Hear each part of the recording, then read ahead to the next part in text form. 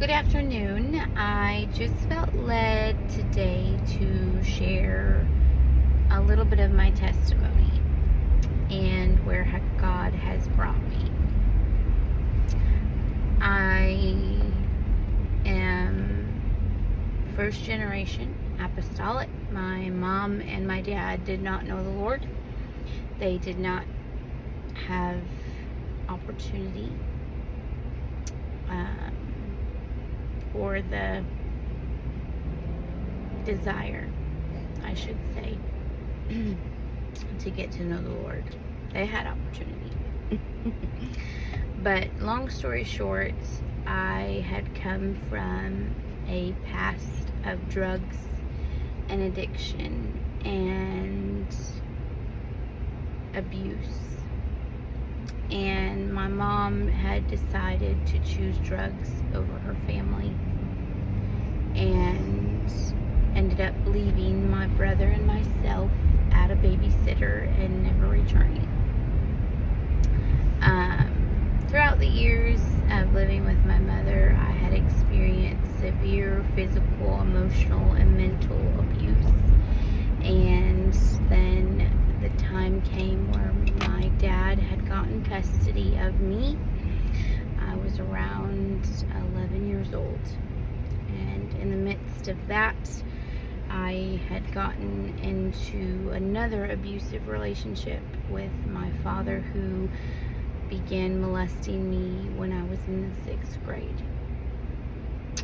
I went through that for years into my adolescence, and I struggled with severe insecurities and self-definition, and I also needed to learn myself, and amongst the unknowing of who I was and all of the trauma of being locked inside rooms for hours at a time and just having several traumatic things happen in my childhood, I decided at 15 years old to commit suicide. At 15, I decided that it was best, that I wasn't worth anything. I felt worthless and hopeless, and I felt as though I had no purpose. And so in that time, I took a handful of my father's pills. He was born with a heart defect, so he had a lot of heart medications that he was required to take. And so at 15, I decided that it was my turn to die. And so I had a handful of who knows what kind of medicine. It was a concoction of a little bit of this, a little bit of that, and I didn't care what I was taking. I just didn't want to live anymore. And so I took the pills and I went to sleep.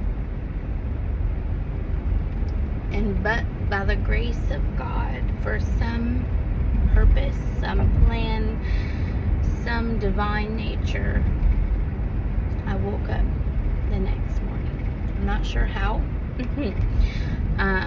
I never told anybody I took the pills, so I wasn't taken to the hospital, or nobody knew anything at that point.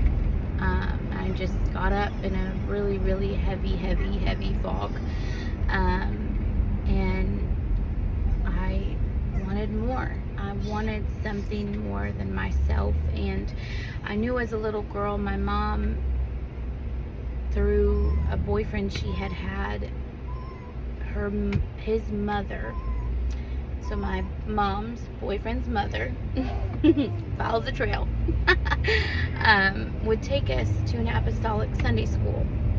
And in the Sunday school class, I remember singing music and singing Jesus Loves Me and The Walls of Jericho and all the classics of the 90s of the school songs that they did in the Sunday school.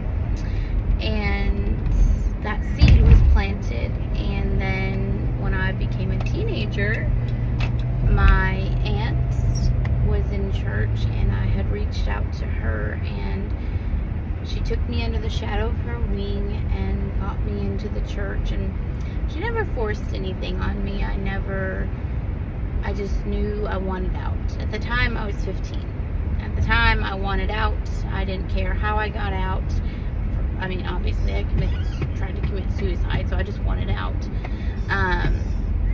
And so she gave me the opportunity to get into the church. And she never forced me to wear a skirt. She never forced me to grow my hair. She just kind of showed me the way. And in the sense, through the years, I just fell deeper and deeper love with the Lord. And at 16, I met my husband, who I am so in love with. We met when I was young and getting out of trauma and transitioning, and he has put up with a whole lot of my mess ever so gracefully.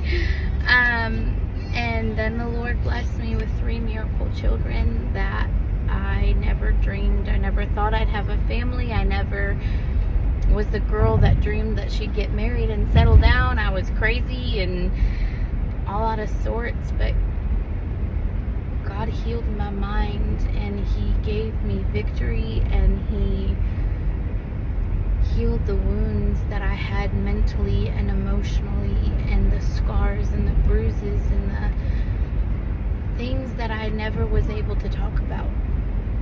But now I see God's hand through it all, that even when I was a little girl and I was getting hurt by my mother and by my father, and my life could have been a different story. I could have not woke up. I could have been taken by those pills. And for whatever purpose, for whatever His plan may be, I know His ways are greater and stronger and better than ours. And I just felt led that this testimony may be able to help somebody that's come from brokenness and has felt those things of abandonment and hurt and wounds. And your childhood trauma doesn't have to define who God is going to make you. It doesn't have to define your future.